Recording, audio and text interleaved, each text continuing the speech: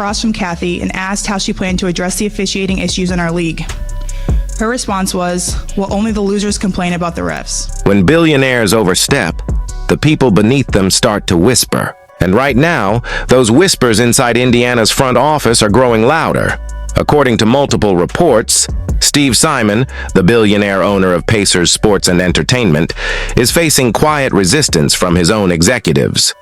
Not from fans, not from players, but from the people inside his own building. Sources say it all began after Simon's now infamous Caitlin Clark's team message spread through internal meetings. That phrase quickly became gospel, reshaping everything about how the Indiana Fever were managed. But as Clark's influence grew, frustration also rose among longtime staff who suddenly felt shut out of the decision-making process. They used to ask for our opinions, one insider allegedly said. Now we just follow orders. At first, many assumed it was simply a new direction. But the more Simon pushed his Clark-first vision, the more people began to question whether the Fever were still a basketball team or just a brand built around one star. And that's when the quiet revolt began. I did not make those comments. Caitlin has been a transformational player in this league. She's been a great representative of the game. She's brought in tens of millions of new fans to the game. Proud of what she's put on the court. Unfortunately, the injuries held her back from a full season this year. For months, people inside Pacers Sports and Entertainment described Steve Simon as laser-focused. But he wasn't focused on player development. He was focused on numbers. How many jerseys sold? How many sponsorships renewed? How much engagement Caitlin Clark generated on social media after every game? Executives who had built their careers around scouting and basketball operations were suddenly spending half their week in marketing briefings.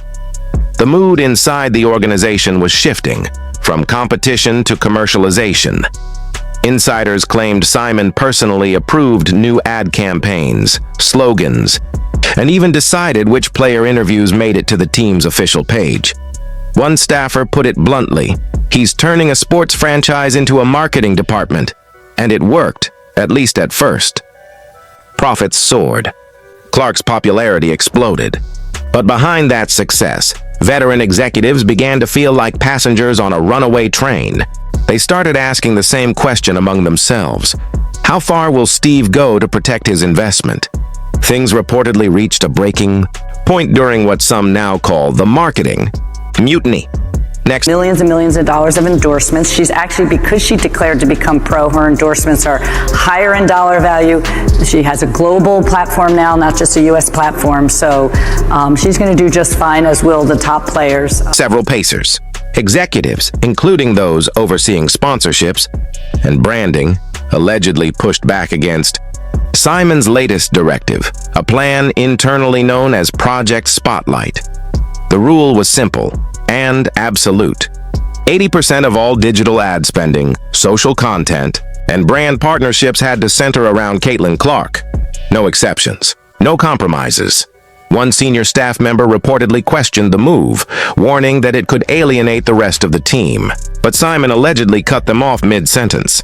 The Fever are Caitlin Clark, he said. That's the brand. According to insiders, that moment changed everything. People realized they weren't part of a discussion anymore. They were part of a hierarchy. Soon after, internal emails surfaced hinting at a growing rift inside the organization. Words like unsustainable, imbalanced, and dangerous dependency started appearing in messages exchanged between departments. Caitlin Clark has single-handedly revived the WNBA, and every player needs to thank her.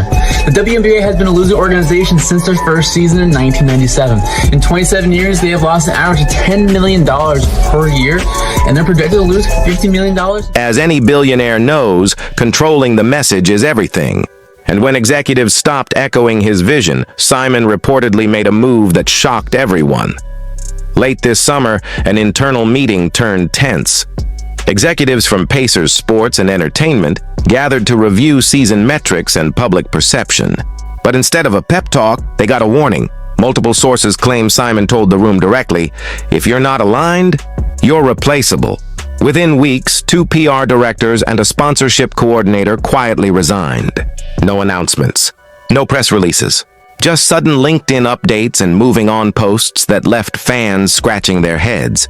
People who had been the backbone of the Fever's resurgence were suddenly gone. One insider claimed they left because basketball had taken a backseat to branding. The tone in the front office shifted overnight. Executives started whispering, "Watch what you say. Every email can be read."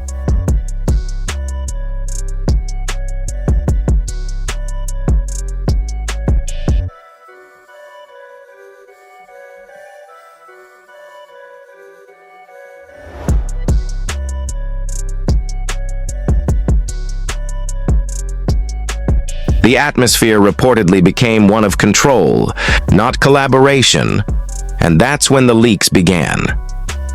By early fall, podcasters were hinting at a Cold War inside Indiana's ownership group. Small details started leaking through sports gossip channels. Talk of burned-out staff, silenced voices, and meetings that felt more like interrogations than brainstorming sessions.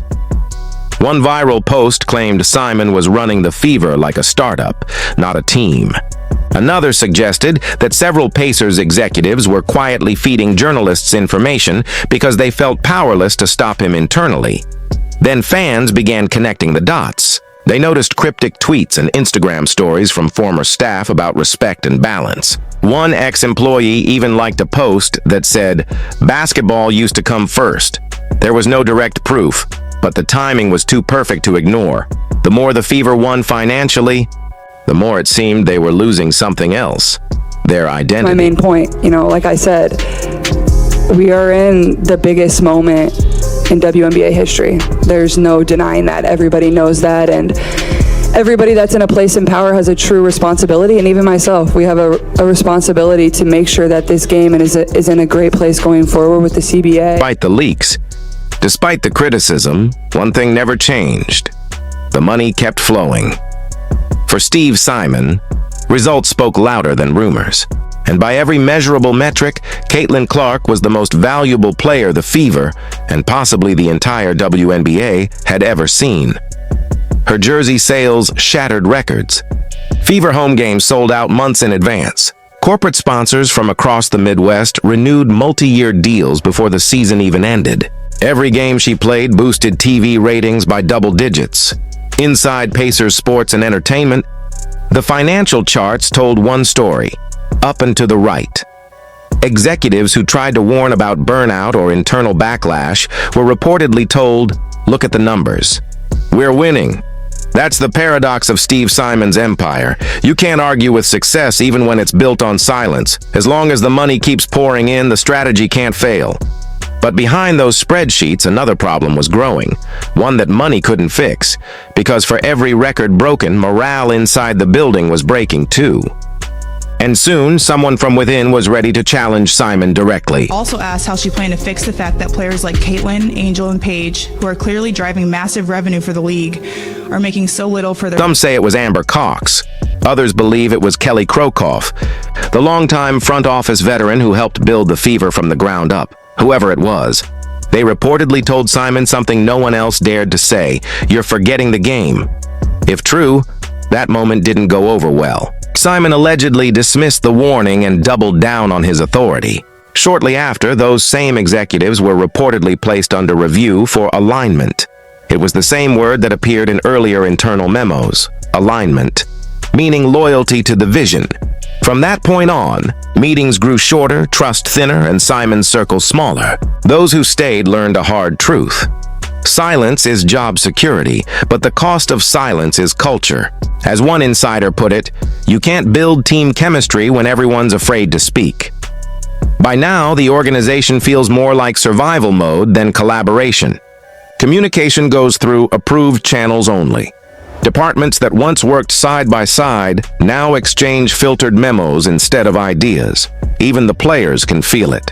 During press conferences, body language looks tense. Questions about the team's direction are met with polite laughter or awkward glances. When ownership influence comes up, one player reportedly muttered, "Next question." Steve Simon, true to form, remains silent. No interviews, no pressers, no denials.